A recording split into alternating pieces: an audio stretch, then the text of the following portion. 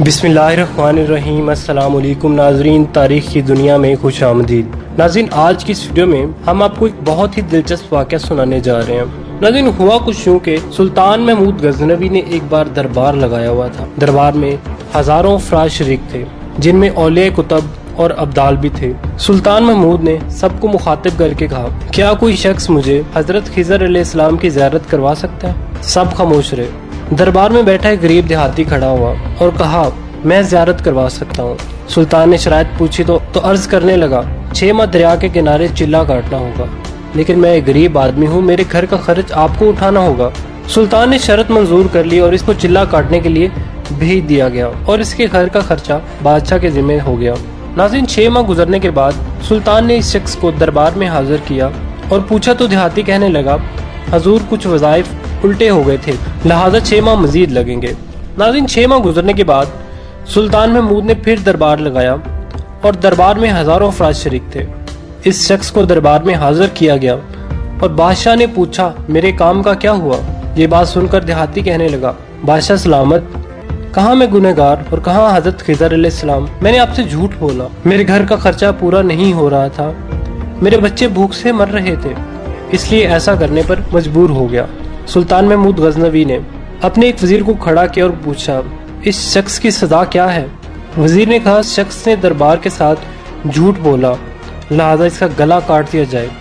दरबार में एक नूरानी चेहरे वाले बुजुर्ग तशरीफ फरमा थे। कहने लगे, बादशाह सलामत, इस वजीर ने बिल्कुल ठीक कहा। बादशाह ने दूसरे वजीर से पूछा, आप बताओ। इसने कहा, इस शख्स से बादशाह के साथ फ्रॉड किया है, इसका गला ना काटो बल्कि इसे कुत्तों के आगे डाल दिया जाए ताकि ये जलील होकर मरे, इसे मरने में कुछ वक्त तो लगे। दरबार में बैठे इस नूरानी चेहरे वाले बुजुर्ग ने कहा, बादशाह सलामत, ये वजीर बिल्कुल ठीक कह रहा है। सुल्तान महमूद गजनवी ने अगले वजीर अयाज महमूद से पूछा, आप क्या कहते हो अयाज? अयाज ने कहा, बादशाह सलामत, आपकी बादशाही से 1 साल गरीब के बच्चे पलते रहे, आपके खजाने में कोई कमी नहीं आई और ना ही इसके झूठ से आपकी शान में कोई फर्क पड़ा। अगर मेरी बात मानो तो आप इसे माफ कर दो, अगर इसे कत्ल कर दिया तो इसके बच्चे भूख से मर जाएंगे। अयाज की बात सुनकर महफिल में बैठा वही नूरानी चेहरे वाला बाबा खड़ा हुआ और कहने लगा, बादशाह सलामत, अयाज बिल्कुल ठीक कह रहा है। सुल्तान महमूद गजनवी ने इस बाबा को बुलाया और पूछा, आपने हर वजीर के फैसले को दुरुस्त कहा, इसकी वजह मुझे समझाई जाए। बाबा जी कहने लगे, बादशाह सलामत, पहले नंबर पर जिस वजीर ने कहा इसका गला काटा जाए, वो कौम का एक कसाई है और कसाई का काम है गले काटना। इसने अपना खानदानी रंग दिखाया, गलती इसकी नहीं, गलती आपकी है कि आपने कसाई को वजीर बना लिया।